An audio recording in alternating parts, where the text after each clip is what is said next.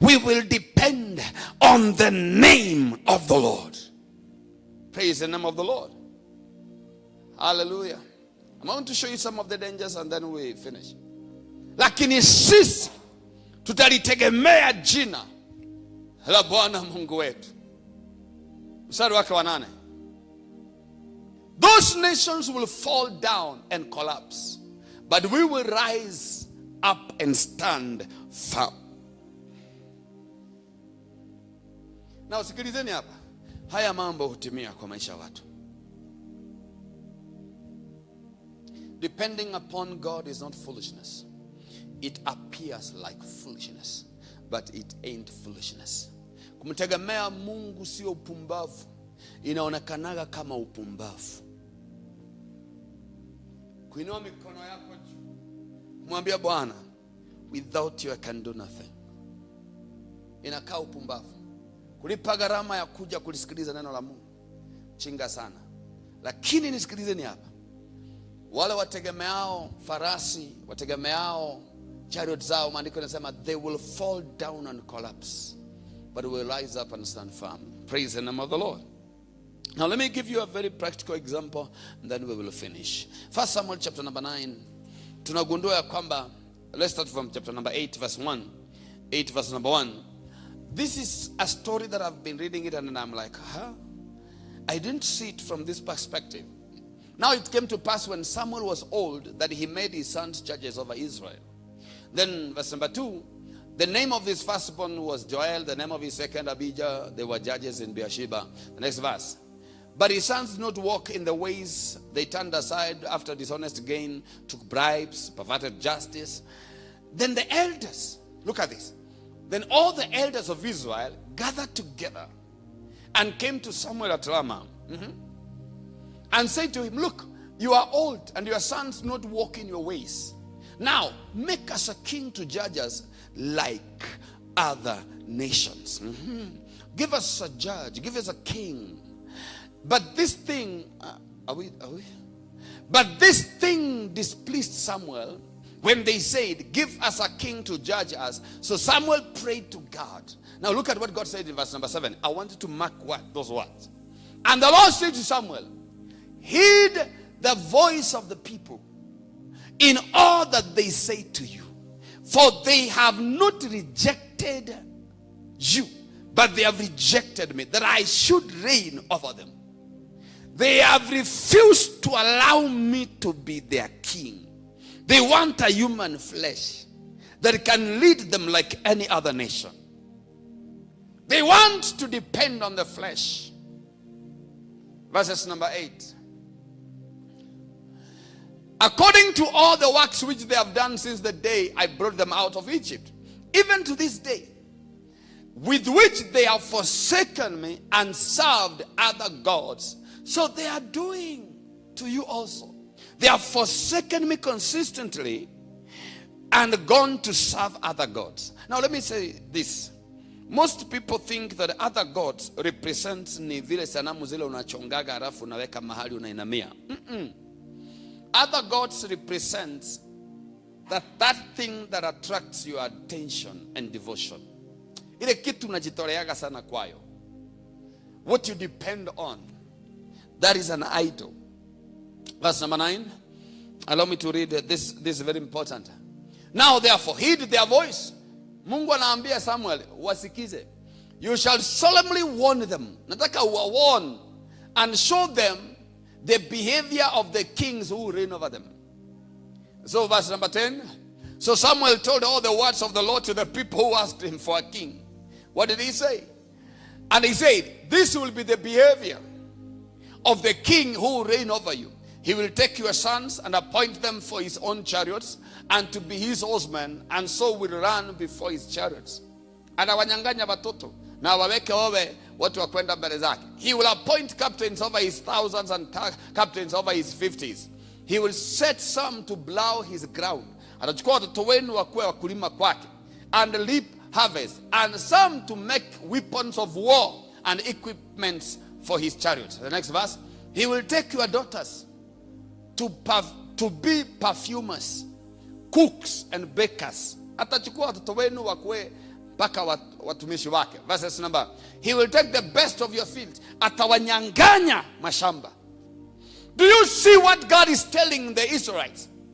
The man you want to be led by, he will make you poor. You are going to depend on the arm of the flesh. Munanikataa nisiwatawale. Munakataa nisiwe mimi ndio kusema. You don't want me to be your boss. You want a man to be your boss.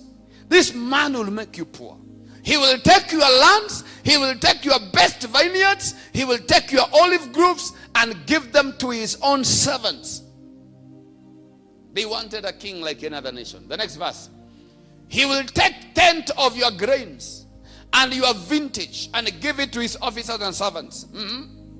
He will take your male servants, your females. Now, atawawachia nini?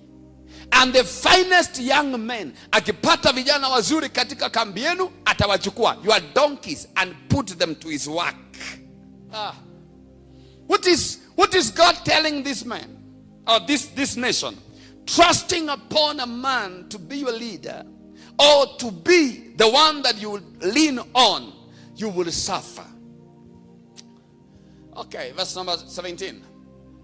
He will take 10th of your sheep and you will be his servant. Ninyi wote mtakuwa watumishi wake. Verse number 18. And you will cry. Woo! And you will cry out in that day because of your king whom you have chosen for yourselves. And the Lord will not hear you in that day. The next verse. I'm reading this for a reason. Nevertheless, now, wameambiwa hii ndio madhara itakayowapata kutegemea mwanadamu. Wakasema hivyo. They refused to obey the voice of Samuel, and they said, no, but we will have a king over us. We don't want God. The next verse. And that we may also be like other nations, and that other kings and our king will judge us and go out before us and fight our battles. They want a man to fight the battles. I'll read until verse 22. And Samuel heard all the words of the people, and they repeated them in the hearing of the Lord. Akarudi kwa Mungu akamwambia, hear what they're saying. Verse number 22. So the Lord says, Samuel, hear it there? There is a way God always submits to your desires. God.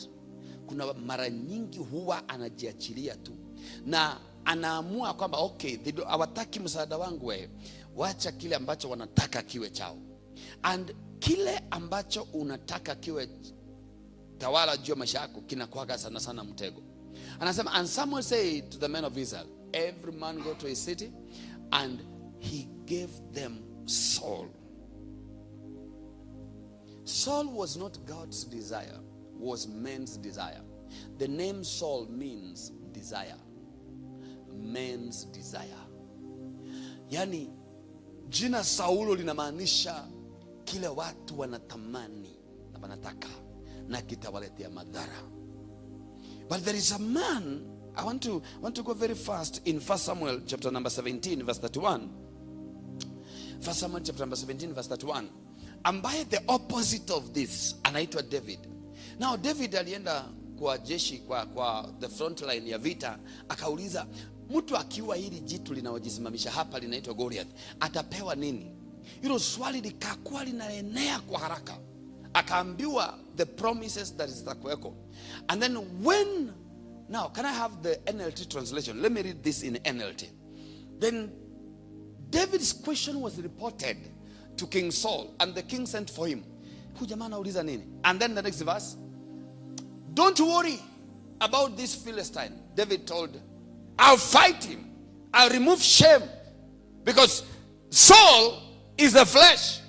Na ameatakiwa, and they don't have God on their side. It is dangerous wewe kupitia mambo wakati hauna ushirika na Mungu. Who will help you? When you don't trust God and then you go through a challenge that is greater. So David comes in and said, hey, I'll fight this man. Verse number 33. Verse 37 is my key verse. Don't be ridiculous. Huyo ni Saul anamwambia, there is no way you can fight this Philistine and possibly win. You are only a boy. And he has been a man of war since his youth. They have elevated the giants. The next verse. But David persisted. I have been taking care of my father's sheep and goats. And he said, when a lion or a bear comes to steal a lamb from the flock, verse 5, I go after it with a clap and I rescue the lamb from its mouth. If the animal turns to me, I catch it by the jaw and the cup and the clap and clap it to death. Hey, and then verses number, I have done this both to a lion and to a bear. I will do it to this pagan Philistine too, for he has defied the army of the living God. Verse 37. The Lord who rescued me from the claws of the lion and the bear will rescue me from this Philistine. Now look at what David is saying. For 40 days, Goliath anasimama, wana wa Israeli wanainama, wanapotea. Na Goliath anawatishia na waambia, leteni mtu apigane nami. Akinishinda tutakuwa watumishi wenu. Nikimshinda wana wa Mungu mtakuwa watumishi wetu. And they were afraid. But a man who came trusting God, there was no fear in him. Let me tell you today. One of the greatest blessings of trusting upon God is that you will be fearless. And fear is the greatest snare. You'll be fearless. You fear nothing. When a man trusts God, mtu akimtegemea Mungu hana hofu hata chembe. Na haijalishi size ya shida, bali wao hawaangaliangi size ya shida, bali wanaangalia size ya Mungu aliyemtegemea. My God is able. The one who rescued me from the claws of the lion and the bear, he will rescue me. In other words, I have an experience with God. I've trusted God previously and I've seen his hand in my life. Listen, brethren, there is nothing as good as trusting God against every feeling, against the common senses. I trust him because he is faithful. I have a track record. Yeye ni mwaminifu. Baka Saul akasema, okay, go ahead. Na Mungu awe nawe. Na akaamua kumvalisha mavazi. Na Saul, Daudi akasema, mimi hiyo mavazi siyajui, sijawahi approve. Allow me to go and trust in the God that I have seen come through for me. Praise the name of the Lord. Listen, brethren, the blessing of trusting upon the Lord, the greatest blessing is that you will never know a downtown. Now, pengine hili jina ni ngumu. Hautawahi jua majira ya upungufu, ya ukame. Majira yote yatakuwa yote sawa kwako. Na hakuna jambo ama hali itakuwa kubwa kuliko Mungu. Praise the name of the Lord. And lastly, for the sake of time, and I really do not have time to explain these things.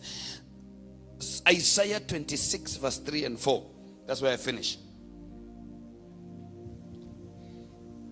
Maandiko yanasema hivi, in that day, everyone in the land of Judah, verse 3. Let's start from verse number 3 and 4. Let's go to verse 3. You will keep him in perfect peace, all who trust in you. Ooh. Do you know what perfect peace is? Unaweza ku-afford kulala. That is a blessing ya Mungu. Amani kamilifu, not perturbed by anything. Leo hii wacha niwaambie watu wa Mungu. Do you know what blood pressure is? Inaitwa high blood pressure. Do you know what ulcers ni nini? Ulcers is lack of peace. High blood pressure is lack of peace. Every trouble that people have found themselves, almost 90% ya maradhi na magonjwa ni matatizo yanayotokana na kutomtegemea Mungu. I'm telling you, it is a blessing to trust God because you will be in perfect peace. Mwezi watu wanakuambia roho inaenda mbio. Mbio inaenda wapi? Listen. When you don't trust God, anxiety, wasiwasi, woga, mambo ya kujitaabisha, mahangaiko ya moyo.